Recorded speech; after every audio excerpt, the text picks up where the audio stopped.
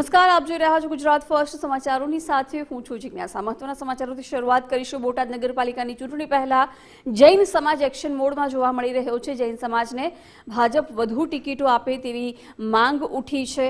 બોટાદમાં સમસ્ત ત્રણેય જૈન સંઘની અગત્યની બેઠક યોજાઈ। શ્વેતાંબર સ્થાનકવાસી દિગંબર સંઘના ટ્રસ્ટી અને કમિટી મેમ્બર હાજર રહ્યા। બોટાદ શહેરમાં 6 મુખ્ય દેરાસરોના આગેવાનો એક જ મંચ પર જોવા મળ્યા। જો વધારે ટિકિટ નહીં અપાય તો ચૂંટણીમાં પડઘા પડશે તેવી ચીમકી ઉચ્ચારી છે।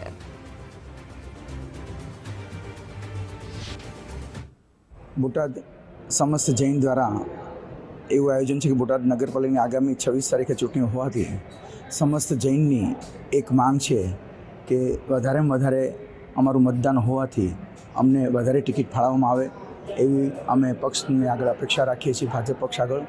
અને જૈન સમાજને, વેપારી સમાજને ન્યાય મળે એ માટે અમે સંગઠન કરીને બધા એકત્રિત થયા છીએ। સરકારને વિનંતી કરીએ છીએ કે નગરપાલિકાના ઇલેક્શનની અંદર બહોળી સંખ્યાની અંદર જૈનોને પ્રતિનિધિત્વ મળે।